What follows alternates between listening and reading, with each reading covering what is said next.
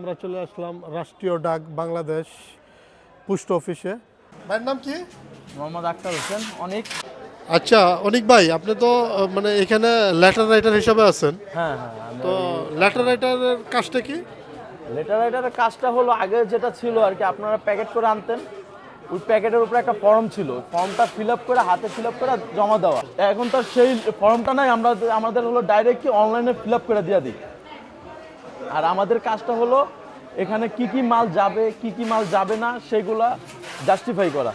আপনার কোনো অবৈধ কোনো কিছু ঢুকতেছে কিনা, বেআইনি কোনো কিছু আপনি দিচ্ছেন কিনা, যেগুলো মালগুলো এখানের জন্য গ্রহণযোগ্য নয়, সরকারি নিয়ম বিরুদ্ধ, এরকম কোনো কিছু আমরা দেব না।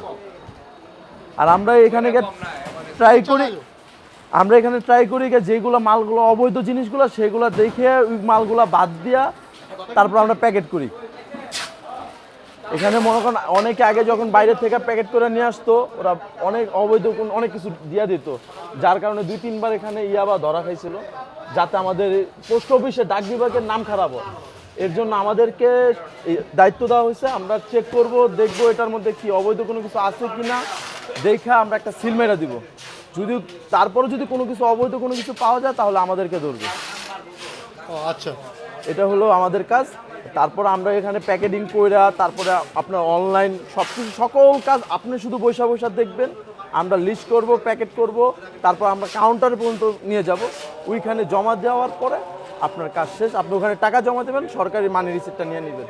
নিয়ম একটা কার্টুন একটা বক্সে 20 কেজি দিতে পারবেন। আপনি কোনো ব্যবসায়িক পণ্য এখান থেকে পাঠাইতে পারবেন না, আপনি গিফট আইটেম পাঠাইতে পারবেন। আপনি মনে করেন 100 কেজি 200 কেজি আইন না, আপনি এটা ছাড়তে পারবেন এখান থেকে।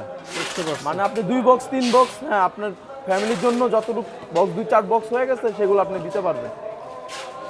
ঠিক আছে অনিক ভাই, ধন্যবাদ। আমরা ভাই আপনার তো 21 কেজি হয়ে গেছে, 21.5 কেজি, মানে এখান থেকে 1.5 কেজি কমাইতে হবে। আচ্ছা, এখান থেকে 1.5 কেজি 1.5 কেজি কমাইতে হবে। ঠিক আছে, তাহলে আপনি 1.5 কেজি কমায় দেন।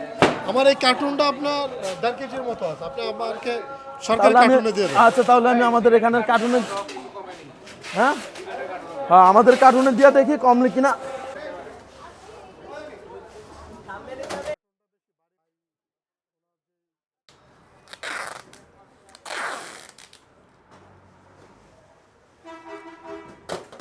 এখানে এই যে আলী ভাই আছে, আলী ভাইয়ের নাম বললে যে কেউ দেখা যাবে, খুবই হেল্পফুল একজন মানুষ, এবং আমি সবসময় দেশের বাইরে ভাইয়ের মাধ্যমে পাঠাই।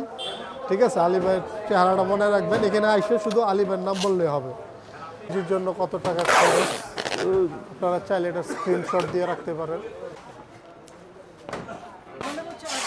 কাজ হচ্ছে সিডিএস লাগানো বারের মধ্যে, যেটা মানে যেটা কানাডা বা অস্ট্রেলিয়াতে যায়, এই অ্যাড্রেসগুলোতে ঠিক মতন দেখাশোনা করে। আর এই পাশে দিক দিয়ে সিডিএস করতেছেন। আসসালামু আলাইকুম ভাই। ওয়ালাইকুম আসসালাম। ভাইয়ের নাম কি? মিজান মাহমুদ। আপনার কি কি সেবা দেন এখান থেকে একটু বলবেন? এখান থেকে আমরা বিদেশে মালামাল পাঠানো হয়, তো যাবতীয় তথ্যগুলি আমরা এই দিই। তারপর এখান থেকে প্যাকেজিং হয়, প্যাকেজিংয়ের পর ভিতরে ডাকমাস হলে মালটা বুক দেওয়া হয়। মাল টাকাটা জমা দিবেন। ব্লকের মেন উদ্দেশ্য কি? ব্লকের মেন উদ্দেশ্য হলো মানুষ যেন আর ডিএচএল বা অন্য অন্য দিকে ডাইভার্ট না হয়ে আমাদের দেশের টাকা দেশে রাখতে পারে, জিপিউর মাধ্যমে প্রোডাক্ট পাঠাইতে পারে। কারণ অনেকের কাছে এই ইনফরমেশনটা নাই যে জিপিইউ থেকে প্রোডাক্ট পাঠানো যায় দেশের বাইরে। সবাই তো জানে যে শুধু ডিএচএল আর কী কী জেনে আছে ওইগুলো দিয়ে শুধু পাঠানো যায়, আর পোস্ট অফিসের মাধ্যমে যে পাঠানো যায় এবং খরচ কম, এটা অনেকেই জানে না। এটা এই জন্য আপনার ব্লককে আন্তরিকভাবে ডাক বিভাগের পক্ষ থেকে আমরা কৃতজ্ঞতা জ্ঞাপন করছি এবং উত্তরোত্তর ব্লকের সমৃদ্ধি কামনা করছি।